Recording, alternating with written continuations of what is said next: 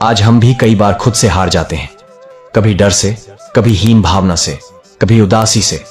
लेकिन याद रखो, तुम्हारा सबसे बड़ा साथी तुम्हारा मन है। अगर वो तुम्हारा हो गया तो दुनिया की कोई ताकत तुम्हें रोक नहीं सकती। विचार 3, जो हुआ अच्छा हुआ, जो हो रहा है वो भी अच्छा है, जो होगा वो भी अच्छा ही होगा। भगवान श्री कृष्ण ये बात जब पहली बार सुनते हैं तो थोड़ा गुस्सा आता है, क्योंकि जब बुरा हो रहा हो तब कैसे कहें अच्छा हो रहा है। लेकिन श्री कृष्ण की यह वाणी सिर्फ दिलासा नहीं है, यह गहरा सत्य है। एक युवक को बड़ी नौकरी मिली थी, पर ज्वाइनिंग से ठीक पहले उसका एक्सीडेंट हो गया। नौकरी चली गई, वो हताश हो गया। कुछ महीने बाद उसी कंपनी में घोटाला हुआ और सारे कर्मचारी जेल चले गए। वो बच गया क्योंकि एक्सीडेंट ने उसे रोका था। तब उसे समझ आया, जो हुआ अच्छा ही हुआ। श्री कृष्ण कहते हैं, मैं तुम्हारे हर कदम में हूं, तुम बस भरोसा रखो। तुम्हें जो नहीं मिला वो शायद तुम्हारे लिए नहीं था, और जो आएगा वो सही वक्त पर आएगा। विचार 4, इंद्रियों पर नियंत्रण ही सच्चा बल है। भगवान श्री कृष्ण आज का इंसान बहुत कुछ जानता है, लेकिन खुद को नहीं जानता। जानता है मोबाइल कैसे चलता है, गाड़ी कैसे चलती है, मशीनें कैसे काम करती हैं, लेकिन यह नहीं जानता कि उसका गुस्सा कब फट जाएगा या लालच कैसे उसे गिरा देगा। श्री कृष्ण ने कहा, जो अपनी इंद्रियों को जीत लेता है वही असली विजेता है। महाभारत में दुर्योधन ताकतवर था, संसाधन उसके पास थे, लेकिन इंद्रियों का गुलाम था। और अर्जुन, उसने श्री कृष्ण की बात मानी, अपने अंदर की इच्छाओं पर नियंत्रण किया और विजयी हुआ। हम भी रोज ऐसे युद्ध लड़ते हैं, मोबाइल का लालच, क्रोध, वासना, जलन। लेकिन जब हम श्री कृष्ण को स्मरण करते हैं तो वो हमारे मन को शांत कर देते हैं। एक बार एक युवक क्रोध से भर गया। उसके माता पिता उससे डरते थे। एक दिन उसने गीता की यह पंक्ति पढ़ी, जो क्रोध में है वो खुद को जला रहा है। उस दिन से उसने हर बार क्रोध आने पर श्री कृष्ण का नाम लेना शुरू कर दिया, और कुछ महीनों में वो युवक अपने मोहल्ले का सबसे शांत व्यक्ति बन गया। श्री कृष्ण कहते हैं, जो मुझे याद करता है मैं उसका रक्षक बनता हूं। विचार 5, सत्य कभी नहीं मरता। भगवान श्री कृष्ण आज के जमाने में लोग कहते हैं, सच्चाई से कुछ नहीं होता, चालाक बनो। लेकिन क्या आप जानते हैं महाभारत में कौन जीते? वो नहीं जिनके पास ज्यादा सैनिक थे, ज्यादा पैसा था, बल्कि वो जिनके साथ सत्य था। श्री कृष्ण ने पांडवों से कहा, अगर तुम सत्य के मार्ग पर हो तो मैं तुम्हारे साथ हूं। एक छोटी बच्ची स्कूल में झूठ बोलने से मना करती थी।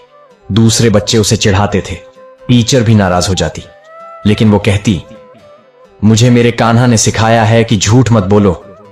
सालों बाद वो बच्ची जज बनी और उसी शहर में ईमानदारी की मिसाल मानी गई।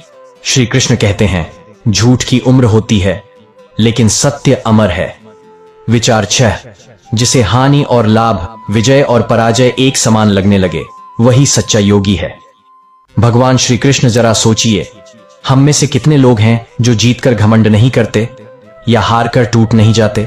कई बार जरा सी आलोचना भी हमें अंदर से हिला देती है और तारीफ से मन फूल जाता है। लेकिन श्री कृष्ण कहते हैं, अगर तुम स्थिर रह गए तब तुमने खुद को जान लिया। युद्ध भूमि में जब अर्जुन ने यह पूछा कि क्या मैं हारूंगा, तब श्री कृष्ण ने मुस्कुराकर कहा, तू सिर्फ अपना धर्म निभा, हार और जीत की चिंता मुझे सौंप दे। एक साधु का किस्सा सुनिए। वो गांव गांव जाकर लोगों की सेवा करता था। कभी लोग उसे भोजन देते, कभी अपशब्द कहते। एक दिन किसी ने पूछा, आप अपमान सह कैसे लेते हैं? वो बोले, जैसे श्री कृष्ण ने सिखाया, जो स्थिर है वही सच्चा है। तारीफ और निंदा दोनों ही बाहर की चीजें हैं। क्या हम भी वैसा बन सकते हैं? शायद, अगर हम श्री कृष्ण की ये बात अपने मन में बसा लें। विचार 7, जिसका मन संतुलित है वही सच्चा ज्ञानी है। भगवान श्री कृष्ण जीवन में उतार चढ़ाव आते हैं। कभी हम खुश होते हैं, कभी दुखी, लेकिन अगर हम हर हाल में मन को स्थिर रख सकें तो वही ज्ञान है। एक किसान की कहानी याद आती है। उसके खेत में एक दिन आग लग गई। गांव वाले दौड़े आए। अब तो तुम बर्बाद हो गए। किसान शांत था, बस बोला, शायद भगवान को यही मंजूर था। हफ्ते भर में बारिश हुई और एक नया जल स्रोत उसके खेत के पास फूट पड़ा। अब वही खेत सबसे उपजाऊ हो गया। लोगों ने पूछा, तुमने गुस्सा क्यों नहीं किया? उसने कहा। श्री कृष्ण ने सिखाया, जो स्थिर है वही सच्चा ज्ञानी है। इसलिए अगली बार जब जीवन में कुछ बिगड़े तो एक बार मन ही मन कहिए, कृष्णा तू है ना, फिर मैं क्यों डरूं। विचार 8। संसार में हर वस्तु नाशवान है, सिर्फ आत्मा अमर है। भगवान श्री कृष्ण बहुत गहरा विचार है ये। हम रोज किसी न किसी चीज को लेकर परेशान रहते हैं। नौकरी छूट गई, गाड़ी खराब हो गई, फोन गिर गया। लेकिन क्या कभी सोचा कि ये सब तो बस बाहर की चीजें हैं? श्री कृष्ण कहते हैं, ना तो आत्मा जल सकती है, ना कट सकती है, ना सूख सकती है। वो अजन्मा और अमर है। जब कोई प्रियजन हमें छोड़ देता है, दिल टूट जाता है। लेकिन श्री कृष्ण हमें याद दिलाते हैं कि जिसे तुम मरा हुआ समझ रहे हो, वो सिर्फ शरीर था। आत्मा तो अब भी है, बस एक नए शरीर की ओर चली गई है। एक मां अपने बेटे को खो चुकी थी, हर दिन रोती थी। एक दिन किसी ने उसे गीता की यह बात सुनाई और उस रात पहली बार उसने आंखें बंद की और कहा, श्री कृष्ण मैं तुझे समझ नहीं सकी, लेकिन अब मैं तुझ पर भरोसा करती हूं। और उसका दर्द थोड़ा थोड़ा करके कम होने लगा। विचार 9। मुझे जो भक्ति से कुछ देता है, मैं उसे प्रेम से स्वीकार करता हूं। भगवान श्री कृष्ण को कोई सोने की थाली चाहिए, हीरे मोती नहीं, वो तो बस प्रेम चाहते हैं। गीता में वो कहते हैं, अगर कोई मुझे प्रेम से एक पत्ता, एक फूल, एक जल भी अर्पित करता है तो मैं उसे भी स्वीकार करता हूं। सुदामा का उदाहरण लीजिए। वो श्री कृष्ण से मिलने गया, अपने फटे कपड़ों में थोड़े से चावल ले गया और श्री कृष्ण ने उसे ऐसा सम्मान दिया मानो वो कोई राजा हो। क्यों? क्योंकि सच्चा प्रेम दिखावे से बड़ा होता है।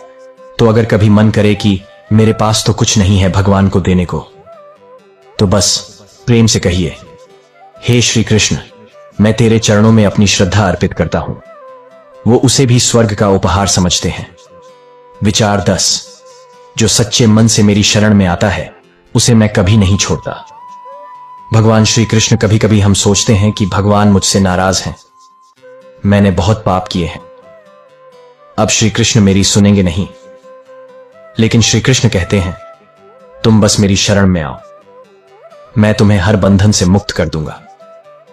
अरण्यक नाम का एक चोर था। वो मंदिरों में चोरी करता। एक दिन पकड़ा गया और जेल में डाल दिया गया। वहां किसी कैदी ने उसे गीता दी।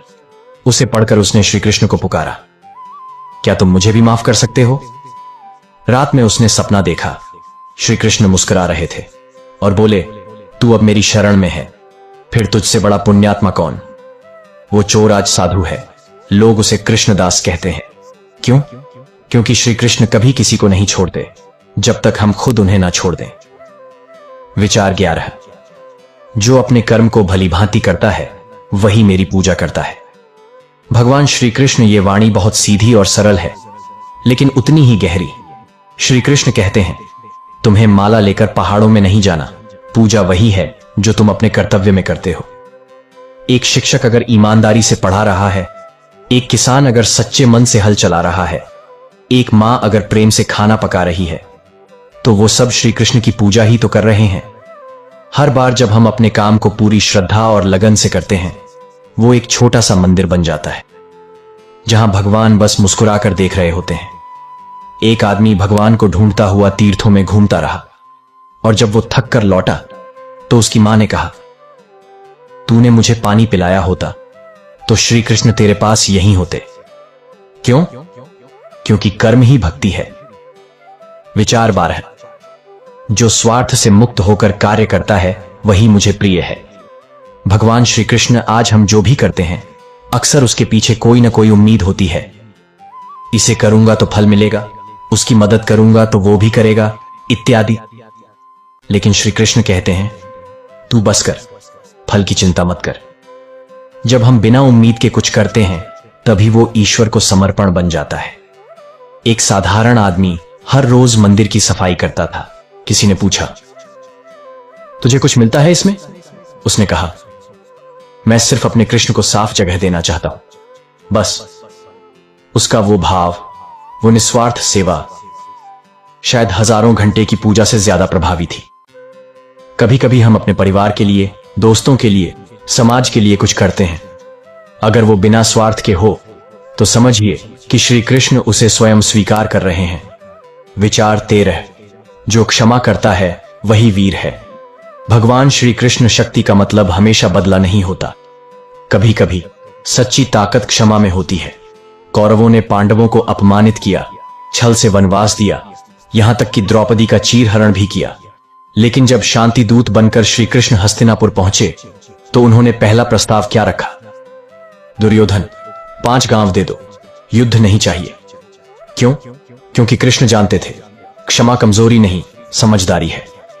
एक बार अर्जुन ने पूछा, अगर कोई हमें बार बार चोट पहुंचाए तो क्या हम माफ करें? श्री कृष्ण ने कहा, अगर तू माफ कर सकता है तो तू मेरा भक्त है, और अगर नहीं तो तू अभी रास्ते में है।